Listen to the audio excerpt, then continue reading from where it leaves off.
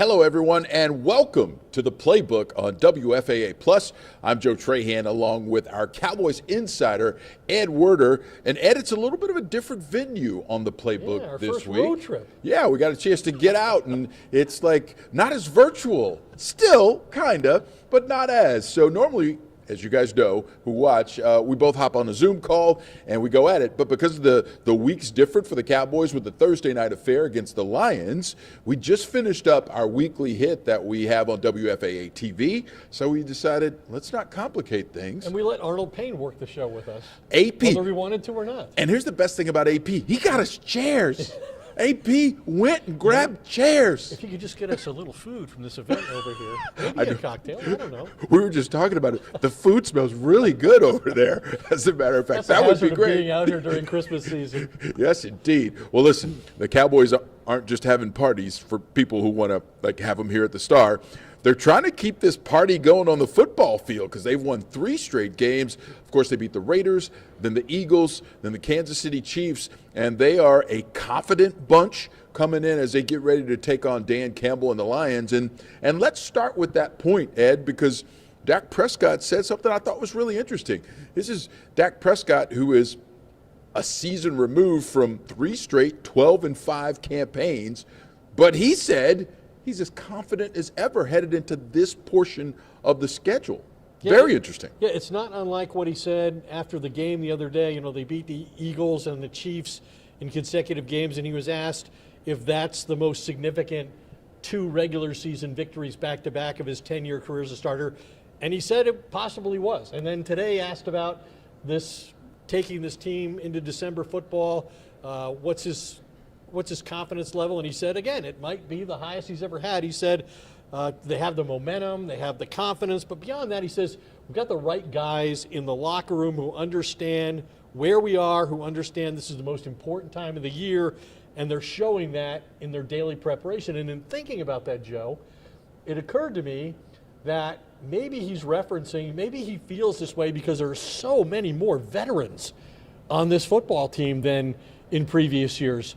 I mean, you think about, Jadeveon Clowney, for example, on defense, Kenny Clark. Quinnen Williams to a degree. Yeah. To a degree. Kenny Clark. Yes. And, of course, Quinnen Williams never been in the playoffs, but he's a veteran player Yes. in the league. And he says this is as close as he's ever been to the playoffs, by the way, after Yes. spending his whole career with the Jets. Right. No kidding. Right. Also, when you bring that up, though, when you talk about the right kind of guys in the room, you could talk about who's here, Ed. You could also talk about who's not here, Ed. That thought could cross your mind, right? Micah Parsons no longer here. And again, I'm not saying that Dak Prescott meant that. I'm not. But it crossed my mind, and it didn't take very long for it to do so. The other thing in terms of Dak's confidence that I do want to bring out, and it's the fact that this team plays the best complementary football I think I've seen in ages. Because, when you think about those 12-5 campaigns, when Dan Quinn had that defense just ratcheted up and they were a turnover creating machine and they would get after the quarterback. That was their identity. That was their identity, but it was predicated on the offense getting in front. The Cowboys had to be front runners. Right. Right? And if that Cowboys offense didn't get out in front, it just kind of didn't work. How many times did we hear Mike McCarthy say, hey, we didn't play complementary football? Right? And now I think with the running game they have with Javonte Williams and the play action game, they have complementary football from an offensive point of view, run and pass. And in a broader context, team context, they have it offense and defense. This 3-game winning streak, they were not the first team to score in any of those 3 games. In fact, they were significantly outscored in the first quarter of all 3 of them, including coming back from 21-0 down against Philadelphia. And to your point about the way they played on defense then, they really needed the offense to put the opponent in a position where they were one-dimensional, throwing the football. Quinn could get after him with the pass rush, create all kinds of mistakes by the quarterback. They had, a bunch of defensive touchdowns and so forth, but they could never stop the run. Well, guess what? This team couldn't stop the run either until they traded for Quinnen Williams, and now in the 3 games since then, in the 3-game winning streak, they're second in the NFL stopping the run, less than 70 yards a game. And I think that is part of what brings that air of confidence to Dak Prescott, because he knows now, I don't have to put it all on my shoulders. I don't, have to take that risk when I have the ball offensively to try and do some things, that I did before. And I would take the risk, and if it didn't work, they just put it on me. He doesn't have to do that now. It's almost as if, and this is going way back, but I know you remember it, it's almost going back to when Dak was a rookie, right? When he probably made some of those conservative decisions because he didn't have, the risk factor. He didn't trust it, right? But now, even if he trusts, some tight window throws, he realizes he doesn't have to make them because of the way that defense is playing. But he might have to make them against the Lions, because the Lions lead the NFL in forcing tight window throws. And guess what? Dak Prescott leads the NFL in completing passes into tight windows. And one more thing, Joe, one more statistic on this. George Pickens leads the NFL in receiving yards and receptions in making tight window catches.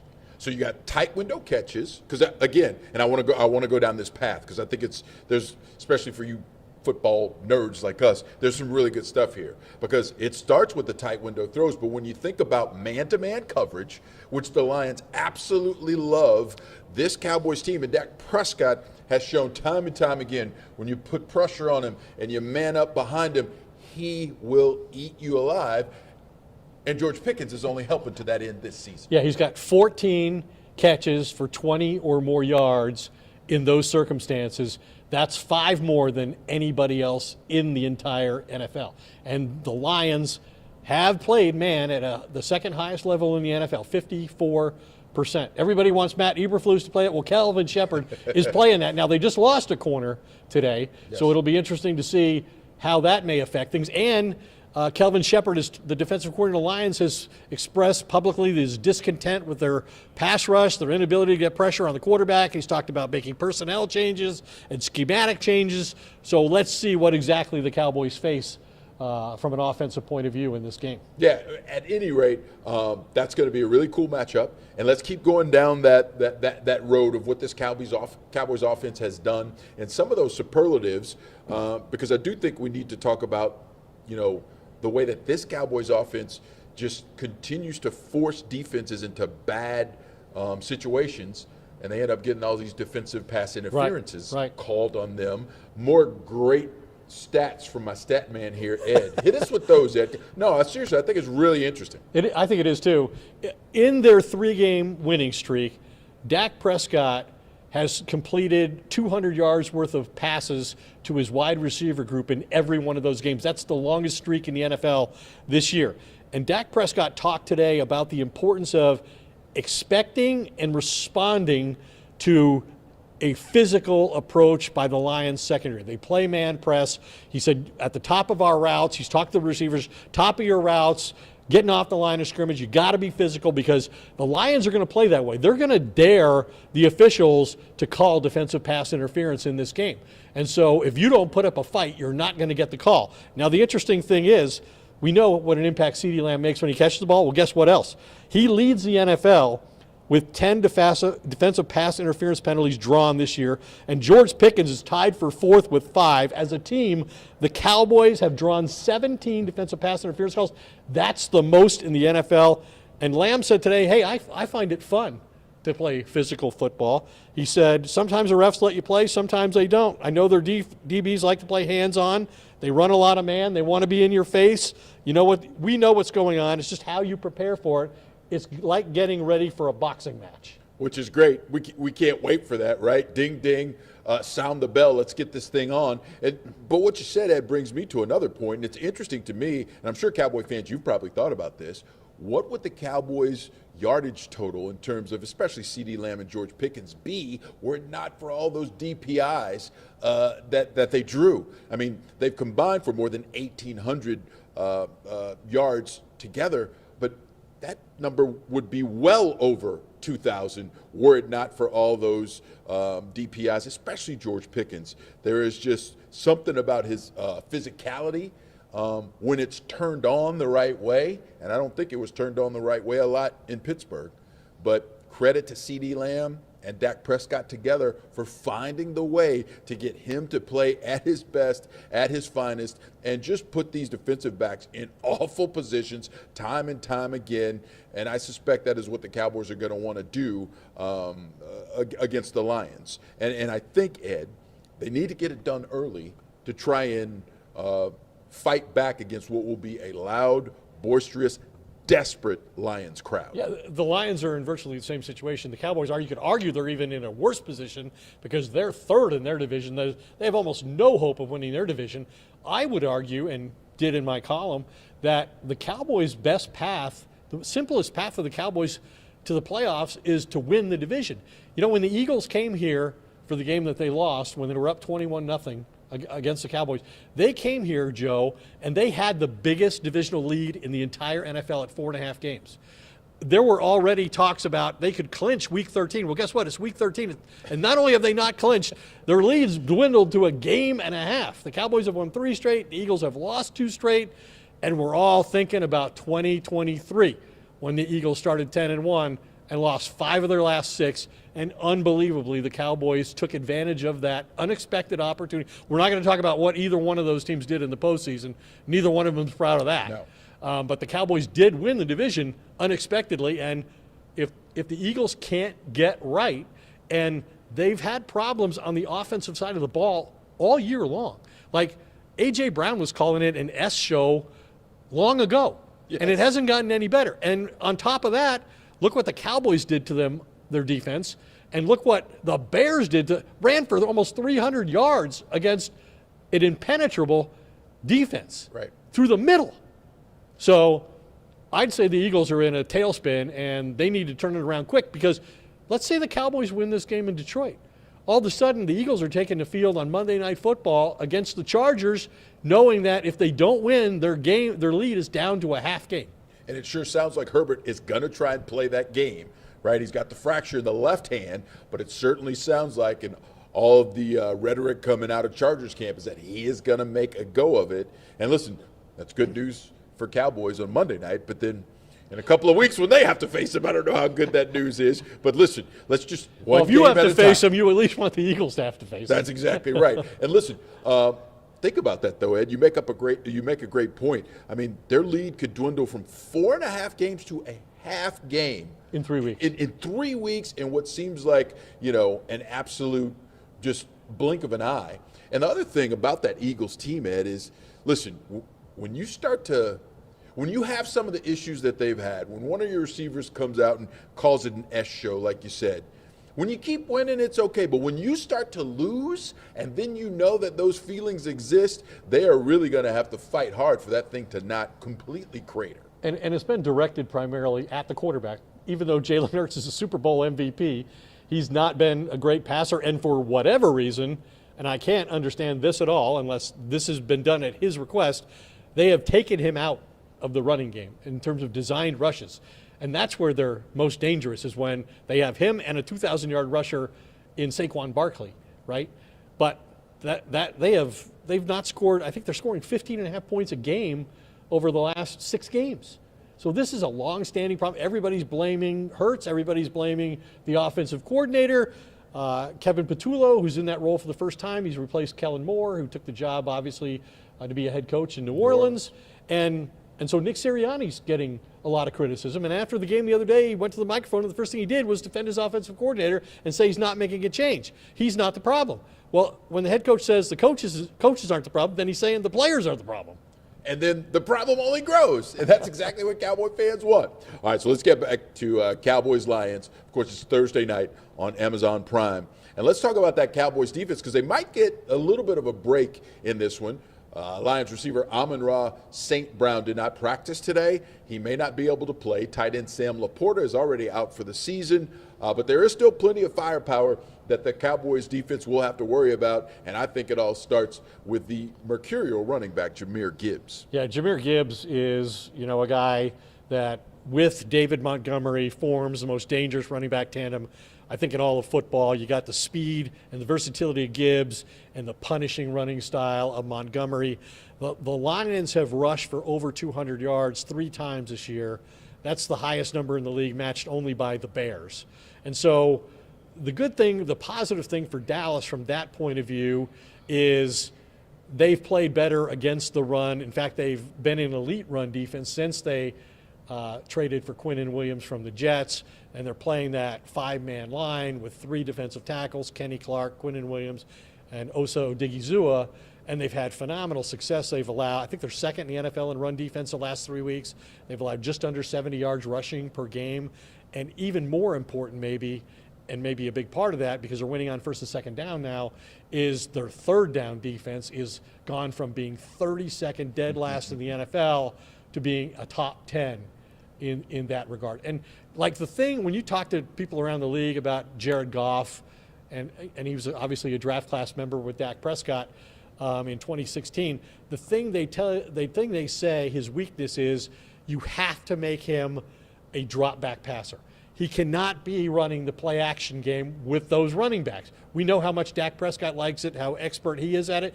Jared Goff is Dak's equal in that regard, and maybe even more proficient. Because the running backs are so lethal, right? And that makes a defense have to do things they otherwise wouldn't do. But if you can make him be a drop back passer, then you can turn the pass rush loose on him. And we've seen the Cowboys pressure from inside. They can get the outside pressure with Ezeraku or Clowney or Fowler, or even Sam Williams has been making some plays lately. But to have those 3 players in the middle pushing the pocket in his face, if you look at Jared Goff's numbers, he's one of the best quarterbacks in football in terms of his passer rating from a clean pocket. When he's pressured, he has the biggest drop in the entire NFL. And his passer rating is like around 8. And that's why the move that the Cowboys made deserves so much credit, right? Because they were able to get the player in Quinnen Williams that really unlocked the best this defense could be. And when you think about stopping the run, I mean, they were giving up through the first 9 games about 143 yards per game rushing. 143, that number all the way down to in the 70s. That delta is ridiculous. And you could just look at Quinnen Williams for the beginning of it. But it's even more than that, because it's almost an exponential help, because being able to stop that run on early downs makes it longer on third down. And then all of a sudden, you've got the pressure up the front that's in the quarterback's lap. Every quarterback will tell you that's the toughest pressure to try and deal with. Dak told us that last week, how much he hates it. Right? They all hate it. And a guy like Goff, who really hates any pressure when it's coming right in his face, when it's coming in his lap, I mean, it's the effect is so pronounced. And again, I have to give the Cowboys a ton of credit for making that move for that guy for this defense. I don't know if that would help every defense the same way, but this one in particular, it has been amazing. Well, and the timing of it, I think, came at a point where the Cowboys' season was sort of hanging in the balance, and it sent a really positive message that, hey, we can go win now.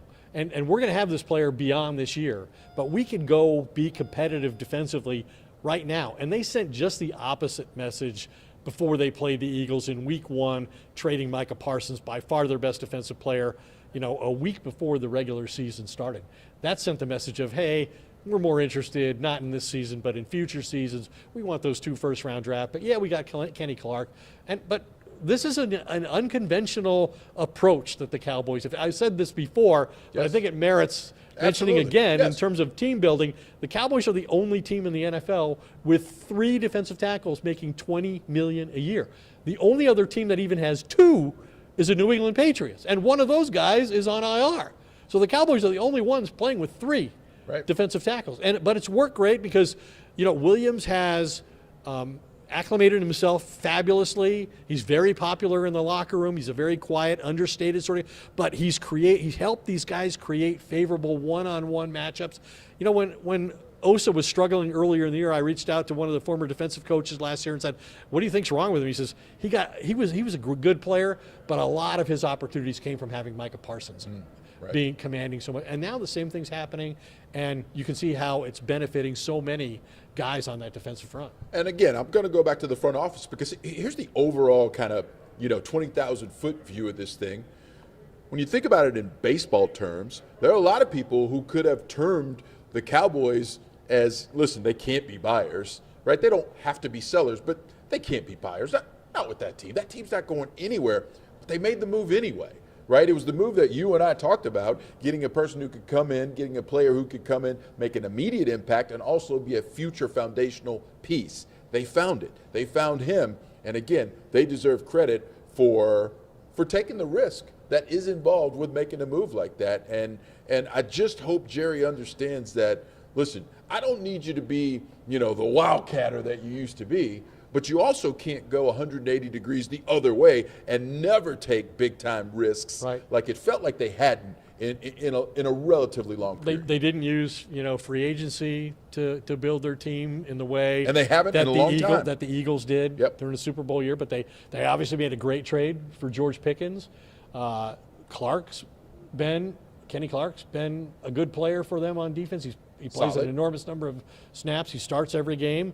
And then, the only thing I would say about the Quinnen Williams trade from a negative point of view is if you take it in its entire context, you can also fault them for having put themselves in a position where they had to make that move, and that like that faulty roster construction that they began the season with forced them to make a move of that magnitude. Right, and again, if it wasn't that bad, does Jerry make the move? I mean, it's a good point, because he may not have. I felt like in some way, shape, or form, Ed, that Jerry was kind of backed into a corner, and he's like, uh-oh, well, and I better do something. And remember when they announced the Micah Parsons trade and they tried to justify it by talking about they need to stop the run. Not about rushing the passer in this league, which it is for almost everybody else. That's the priority. Yes. But he's saying, hey, we need to stop the run. When we get in the playoffs, that's how we get attacked on our interior, and we can't stop anybody. So we only were willing to trade with teams that were going to give us a starting defensive tackle. Well, if Kenny Clark had been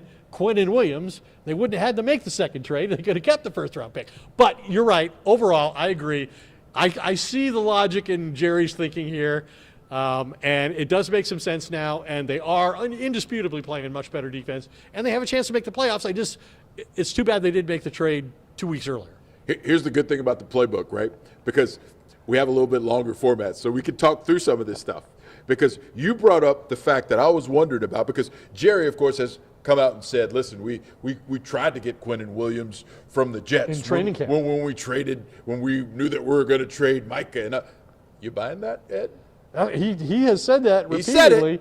He's told Gary Myers that in a radio interview in New York. He told the local radio guys that. And when I interviewed him on the phone last week, he claimed that. Not only did he claim that, he claimed that he was offering Micah and a one for Quinnen Williams. Right. I thought it was Quinnen Williams and the one for Micah Parsons. Oh. But he's saying, no, Micah and I was a one giving for Quinnen? the one. Yes, Oh, that's Jerry. how much we thought of that player. That's what Jerry has said. Jerry. There's only one of them. Believe that at your own risk, but that's what he said. The front office deserves credit for identifying the right player and making that move. All right, let's talk about another player who hasn't seemed like he's been the right player for this team for much of this year, and that's defensive back Trayvon Diggs. His 21-day window has opened. He's expected to play against the Lions on Thursday night. And he's been through a lot this season, right? He essentially got benched, right? He got benched, but he got disciplined. Against Green Bay. For the way he was comporting himself. He challenged the coaches, Matt Eberflus, when they were really struggling about how much man they were playing. That's what he wanted to play. That's what Deron Bland wanted to play. He worked out on his own in the offseason. That cost him $500,000 that the Cowboys levied the fine. And you don't do that to a player who's part of your future. And Jerry, what did Jerry say at training camp? There's 2 contracts he regrets signing, and Diggs was one of them. Terrence Steele was the other one. I mean, how many insults does Trayvon Diggs have to suffer this year? But yeah, I mean, I think he's coming back. I think they'll, work him in slowly, which has been the way they've approached it for the most part.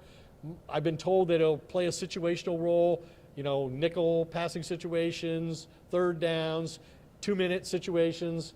But I mean, there was talk about maybe they'll try and play him at safety, which didn't make sense because he doesn't really tackle. And Brian Schottenheimer made it clear yesterday, hey, this guy, when he's at his best, is still a shutdown corner.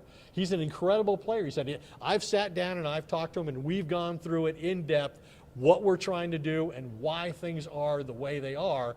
So if he's willing to accept that and he's willing to play his best to prepare, then he can make a difference. I mean, he led the NFL in interceptions in 2021. He could make 2 or 3 interceptions that could win you a game or two and make a difference for a team like this. He's probably going to be playing somewhere else next year because they signed Deron Bland, and they're not going to have 3 tackles making $20 million and 2 corners making $90 million. But it's true. And listen, however this goes down, I'm not faulting Shoddy for this, right? I'm faulting the player this time. Yeah. Right? Because the player, unfortunately, has shown too many times that he is not willing to make the mature decision, right? And, of course, when one of his best buddies, Micah Parsons, gets sent packing, he didn't have, the best response to it for the rest of his teammates. And listen, this Cowboys organization has shown that if you are not pulling the locker room in the right way, they'll get rid of you. That's essentially what they did with Micah Parsons. So it's very interesting. What's Schottenheimer's number one priority? Building a great culture. He wants the culture to be right. He wants everyone to get in, but you have to want to be on board. And he said he had heart-to-hearts with Trayvon Diggs, and they understood where they were coming from. And it'll be interesting to see how Diggs responds to that, because here's the other thing. Diggs still wants to prolong his career, right? He's got this contract, but he's got to get. That's exactly right. So that could benefit the Cowboys as well. You want to go play for Dan Quinn? You want to join Micah Parsons in Green Bay? You better give those coaching staffs a reason to sign. You got to show him you can still play. He's coming off the injury, of course. He's missed an awful lot of games. That's right, and he's got to show. He's played in not even 50% of his last 50 games. Knee injuries, which is a red flag for any corner. No doubt. There's a player, Ed, that I don't think we talk enough about, and before we get out of here, we got a few minutes. We kind of touched upon it before when we started talking play action, but the play style of Cowboys running back Javonte Williams is something that I think is easy to overlook, because you got those power brokers and those big-time players on the outside with CeeDee Lamb and George Pickens. But I would submit to you that it wouldn't be as easy for those two players to be as explosive as they are were it not for Javonte Williams doing a lot of dirty work. Right. First of all, he's a physical runner, and he's about to go over 1,000 yards. He's already set a career high. He was the first player the Cowboys signed in free agency. They identified him early on as the back that they wanted to be an every down back, and he has delivered beyond. Talk about George Pickens, another player who's delivered beyond expectations. And what you're talking about is his blitz pickup. One of the reasons that Dak Prescott is so proficient against the blitz is because the free rusher gets picked up by Javonte Williams, who they knew had great abilities in that regard. That's why Denver guarded him as an exceptional third down back. But he's had 140 pass block situations, the most in the NFL among running backs, and he's ranks third in terms of completing that task. And so Schottenheimer, and we were talking to him about it yesterday. Does Dak ever, mention the fact that, does he ever give you an attaboy for that? He says, no, not really, but if I miss one, he chews me out. So not getting chewed out is good enough. Yeah, well, and listen, the other thing about Javonte Williams is he's a smart guy. He's a valedictorian of his high school class, and Dak has said time and time again that he understands not just the protection scheme and what he's got to do in the run game, he understands the entire offense. And having a guy like that, and I just think about, in that Kansas City game, a crucial play is when Dak Prescott was stuffed on that third down near the goal line. He buys a little bit of extra time, and he and Williams were able to get on the same page. Dak flips it. It's a touchdown, and I think that was one of the biggest plays in that game in terms of the Cowboys not allowing the villain who never dies in the movie, Patrick Mahomes, to forge a comeback. Yeah, how many touchdowns has he scored? 10 touchdowns or something? I mean, in first 3 weeks of the season, he had more rushing touchdowns than they had all of last year. And if you value and are trying to create culture, the greatest sports culture in the NFL, as Brian Schottenheimer says, this is your guy, right? A guy who does that kind of thing, who can rush for 1,000 yards, who can score touchdowns from anywhere on the field, who is hard to tackle, a physical runner, sets that tone, sets up your play. I mean, Dak talked about the play action game, how much he loves that as a quarterback, and why it's been a greater emphasis placed on it this year. He says, because we can run the football. A lot of people think you don't have to run the football effectively to have play action. You just have to simulate the run. But if they respect the run on defense, if they fear the run, that affects the linebackers and the safeties and makes it a lot easier to find open receivers. Got to be a threat. All right, listen, I'm going to head to Detroit to see what this Cowboys team has. Quick prediction, Ed. What are you thinking? You know, the How more are you leaning? The more I've looked at the receiving passing game matchup of the Cowboys against the secondary and a defense that doesn't rush the passer very well except for Aiden Hutchinson, I think the Cowboys might win the game. I'm going to pick 31-27. I like it. I think it's going to be tight. I think it's going to be really tight. I'm going to go 31-30. Cowboys win a football game.